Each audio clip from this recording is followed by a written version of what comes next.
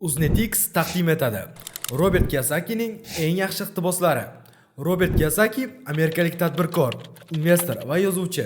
Investitsiyalar bo'yicha bir qator kitoblar muallifi. O'ylashimcha, Boy ota, kambag'al ota nomli kitob haqida eshitgandirsiz. Aynan shu kitobning muallifi ham Robert Kiyosaki hisoblanadi. Uning moliyaviy holati hozirda 100 million dollardan ortiq. Hozir esa sizlar bilan uning pul va muvaffaqiyat haqidagi iqtiboslarini ko'rib chiqamiz. Xo'sh, tayyormisiz? Unda boshladik. Odamni boy qiladigan narsa bu pul emas, balki o'zini o'zi rivojlantirish va tajriba.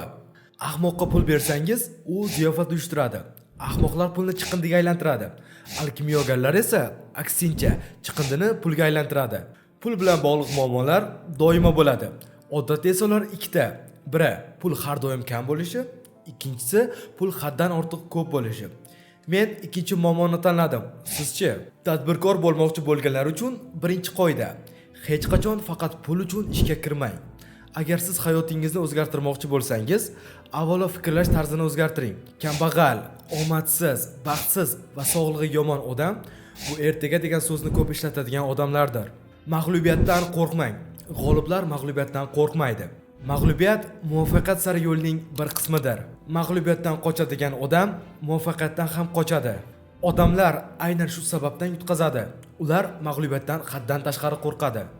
Sizning o'qishdagi yoki ishdagi yutuqlaringizning moliyaviy muvaffaqiyat bilan deyarli aloqasi yo'q.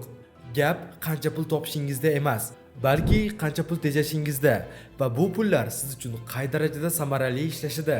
Avval passiv daromad keltiruvchi aktivlaringizni yarating. Keyin katta uy yoki hashamatli mashina xarid qiling. Eng qimmatli aktiv bu vaqt. Ko'pchilik uni to'g'ri ishlata olmaydi. Ular tinmay ishlaydi, boylarni boyroq qiladi, ammo o'zlarini boy qilish uchun harakat qilmaydi. Aqlli odamlar bu o'zidan ham aqlliroq odamlarga ish bera oladiganlardir.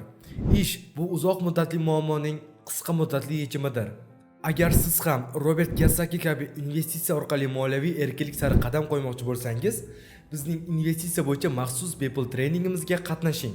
Bu treningda siz investitsiya nima, investitsiyani qanday boshlash kerak va qanday qilib pulingizni siz uchun ishlashi mumkinligini o'rganasiz. Treningimizga uydan chiqmasdan, telefon yoki kompyuter orqali bemalol qatnashishingiz mumkin. Joylar soni cheklangan. Treningga kech qolmang. Ro'yxatdan o'tish uchun manzil video ostida. Endi esa Kiyosakining qolgan iqtiboslariga qaytamiz.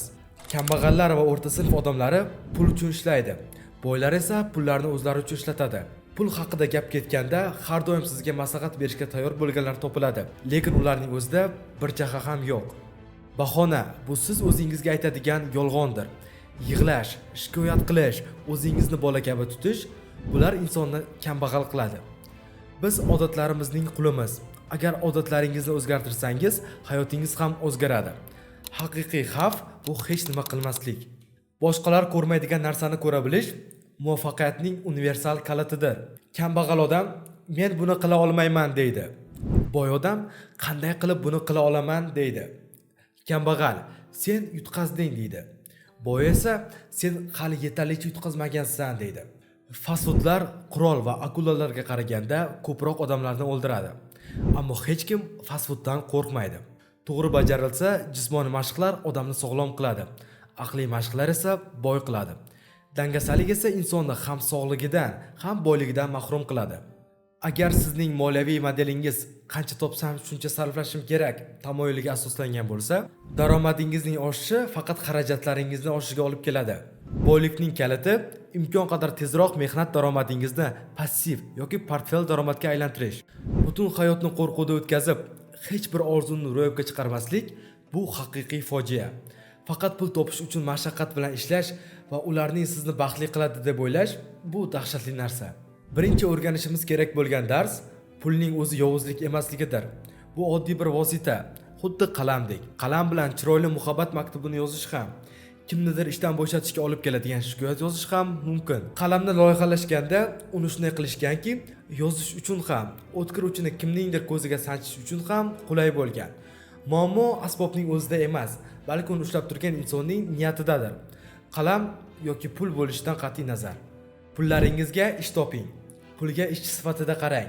Pulni hurmat qilmaydigan yoki uni suiiste'mol qiladigan odamlar ko'pincha shunday bo'ladiki, Pul ham ularni hurmat qilmaydi va ularni suiiste'mol qiladi. Pulni asrang, u sizni asraydi. Aqlingizni kim egallayotganiga e'tiborli bo'ling. Eshiklarimizga qulf osishimiz bejiz emas. Xuddi shunday, miyangizga ham qulf soling. Sizning eng katta boyligingiz miyangiz. Uni eshiklarini doim yopiq saqlang. Sizning miyangiz hammasiga qodir. Asosiysi, bunga o'zingizni ishontiring. Qo'llaringiz bilmaydi, ular tortisha olmasligini. Oyoqlaringiz bilmaydi, ular kuchsizligini. Qorningiz bilmaydi, u faqat semizlikdan iboratligini. Ularni miyangiz biladi. Agar o'zingizni har narsaga qodirman deb ishontirsangiz, haqiqatdan ham hamma narsaga qodir bo'lasiz. Agar siz faqat xavfsizlikni o'ylab yashaydigan, hammamizga ma'qul keladigan yo'llarni tanlaydigan, muammolardan saqlanishga urinadigan, mo'jiza kutadigan odamlardan bo'lsangiz, siz zaifsiz. Siz zerikarli qari holatda hayotingizni yakunlaysiz. Robert Kiyosaki. Do'stlar, ushbu iqtiboslardan qaysi biri sizga yoqdi?